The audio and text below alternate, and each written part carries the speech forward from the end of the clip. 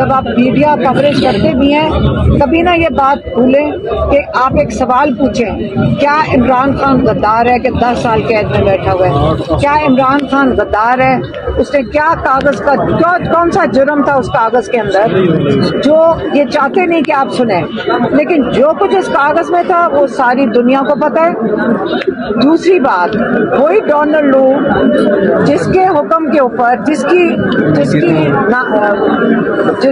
نے پیغام بھیجا تھا وہ جنرل باجوہ کو، آج امریکہ میں اس کو تو انہوں نے بلا لیا ہے فارن افیئرس کمیٹی نے۔ کیا بات ہے کہ ہم اب جنرل باجوہ کو، ریٹائرڈ جنرل باجوہ کو کورٹ میں نہیں بلاتے؟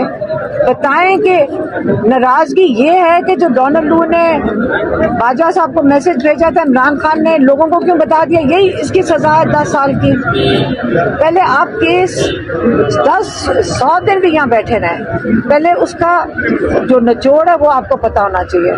اور انشاءاللہ ہم یہاں لائرز کو دیکھ کے بہت خوش ہوئے ہیں، آج لائر بہت آئے ہوئے ہیں، ماشاءاللہ رونق لگی ہوئی ہے، اور ممبر آف پارلیمنٹ آئے ہیں۔ دوسری بات، جب کورٹ روم کے اندر ہم آج گئے ہیں، آدھا کورٹ روم تو کوشش کی گئی تھی پولیس والوں سے بھر دیا تاکہ آپ کے MPs, PTI کے MPs, MNAs اور لائرز اندر نہ بیٹھ سکیں۔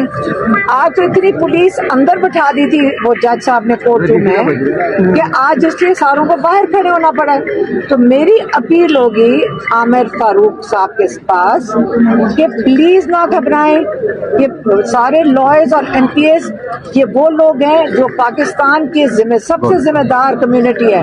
یہ وہاں جاتے ہیں پارلیمنٹ میں، یہ پاکستان کی مستقبل کا خیال رکھنے والے لوگ ہیں، انہوں نے اس کا تحفظ کرنا ہے۔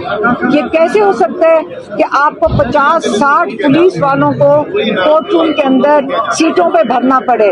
مت گھبرائیں، ہم آپ کو ریشور کرتے ہیں، کوئی نعرہ آپ کے خلاف نہیں لگے گا۔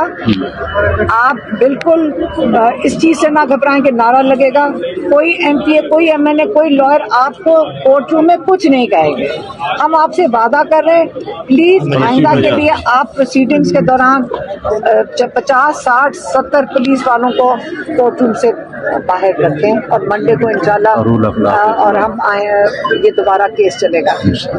میم آج عمران خان صاحب سے ملاقات بھی ہوئی ہے، کیس بھی تھا، جو خان صاحب سے کیا بات ہوئی ہے؟ خان صاحب جو آج کل کا ایشو ہے، ہاں میں یہ بتا سکتی ہوں کہ وہ جو لائرز کو بھی بتا رہے تھے، انہوں نے یہ کہا کہ ان کو بہت دکھ ہوا ہے کہ جو افغانستان کے اندر اور یہ پاکستان اور ان کو لڑانے کی کوشش جو بھی شر پسند عناصر کر رہے ہیں، اس کا ان کو بہت دکھ ہوا کہ ہمارے افغانستان ہمارا بھائی، مطلب ان کے برادران تعلقات ہیں ان کے ساتھ، افغانستان کے ساتھ، اور ہمیں اس کے